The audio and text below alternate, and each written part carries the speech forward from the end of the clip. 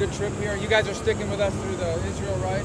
I am in Asia. We're going to go see the civilian military coordination center. They're just standing up. We'll be assigning some career experienced State Department personnel to sort of be there to help coordinate all these efforts.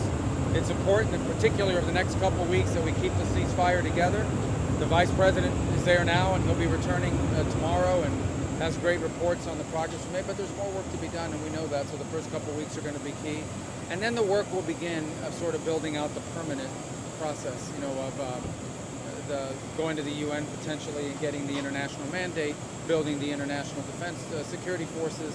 So there's a lot of work to be done, but we certainly wanted to make sure that we were there and ensuring that we had the right people in place at the coordination center, which is key to holding this all together.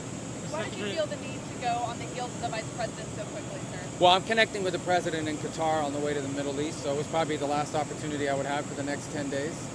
So the coordinator session just opened, but our State Department personnel that are going to be assigned, and we'll have an announcement tomorrow about who that is.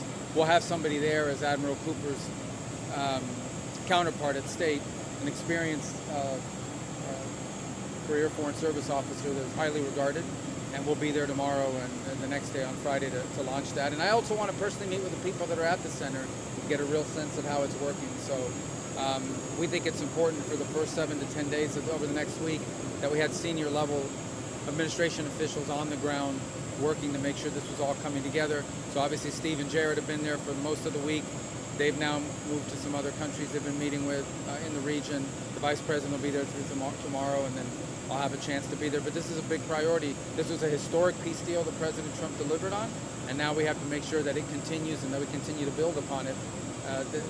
This is just the first phase. There are multiple phases to this, and they all have to be successful for us to achieve what we want. What do you make of the Israeli parliament moving forward on potential annexation of the West Bank? Right as administration officials are there. Yeah, that's a vote in the Knesset, but obviously I think the President's made clear that's not something we'd be supportive of right now, and we think there's even threatening to the peace deal. So they're a democracy, they're going to have their votes, people are going to take these positions, but at this time it's something that we think it might be counterproductive. And are you concerned with moves like that in the Knesset, but also like settlers on the ground in the West Bank?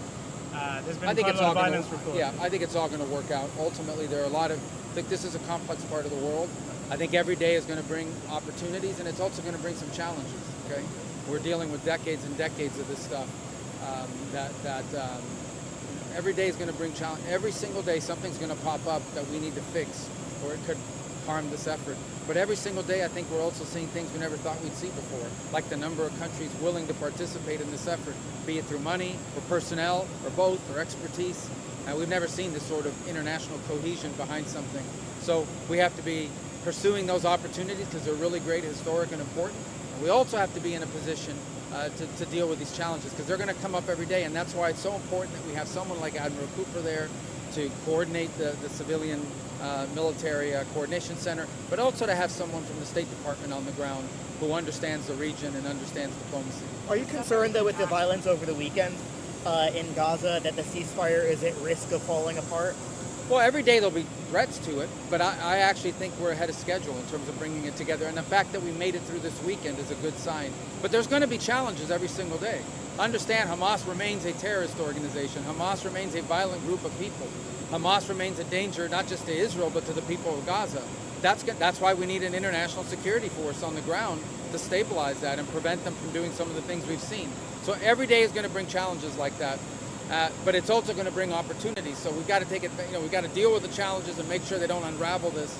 So I'm not worried about it, but we're aware that these are challenges that we have to confront. But yeah, I mean, it's not. If this was easy, it would have